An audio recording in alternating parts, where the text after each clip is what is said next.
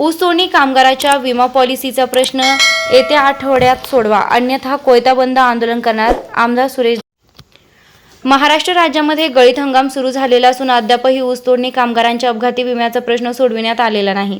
ऊसतोडणी कामगारांच्या जीविताचा हा प्रश्न असल्यामुळे येत्या 8 दिवसात ऊसतोडणी कामगारांची विमा पॉलिसी करण्यात यावी, अन्यथा महाराष्ट्र राज्यातील सर्व कारखान्यांवरील ऊसतोडणी कामगार कोयता बंद आंदोलन करतील, असा इशारा लोकनेते गोपीनाथरावजी ऊसतोडणी कामगार वाहतूकदार मुकादम संघटनेचे प्रदेश संघटक आमदार सुरेश धस यांनी दिलाय.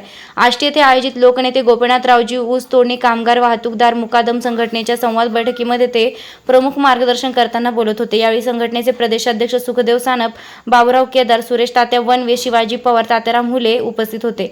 या सर्व बातमीचा आढावा घेतला आहे आमचे कडा येथील न्यूज रिपोर्टर सोपान पगारे यांनी. आजचे इथं मुकदमांची संवाद बैठक ठेवली होती, जेणेकरून मुकदमाला कायद्याचं संरक्षण मिळावं. मुकदम जो उचल वाढतोय त्या उचलीला कुठेतरी कायद्याने संरक्षण मिळावं, याच्यासाठी सर्व मुकदम या ठिकाणी आलेले आहेत. तसंच ऊसतोड कामगाराचा विम्याचा जो प्रश्न आहे, यावर्षी प्रत्येक कारखानदारी काय म्हणते, तो विमा महामंडळाकडे, आमच्याकडे नाही.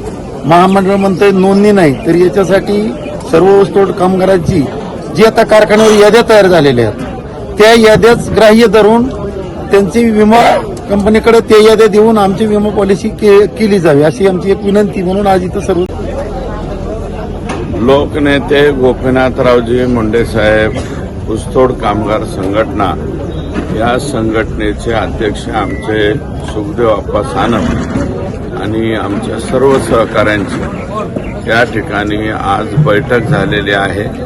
आणि या बैठकीमध्ये येणाऱ्या आठवड्यामध्ये अद्यापपर्यंत कारखाने, त्याच्यानंतर सामाजिक न्याय आणि कामगार विभाग यांनी विम्याचा प्रश्न सोडवलेला नाही. तो याच आठवड्यात सरकारने सोडावा, अन्यथा आमचे लोक तिथं कोयता बंद करतील, अशा प्रकारचा इशारा संघटनेच्या वतीनं त्या ठिकाणी देण्यात आला.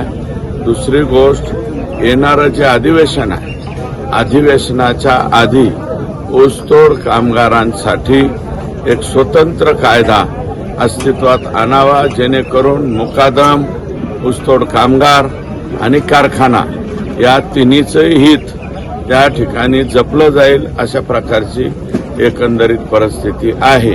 म्हणून हा जो मेळावा आम्ही घेतला, त्याच्यासाठी बाबुरावजी केदार, सुरेश तात्या वनवे, सुरेश आप्पा, तसेच शिवाजीराव पवार, हुले बापू आणि असंख्य जे मुकादम आहेत, ते सर्वच्या सर्व मुकादम या ठिकाणी आज बैठकीला हजर राहिलेले आहेत.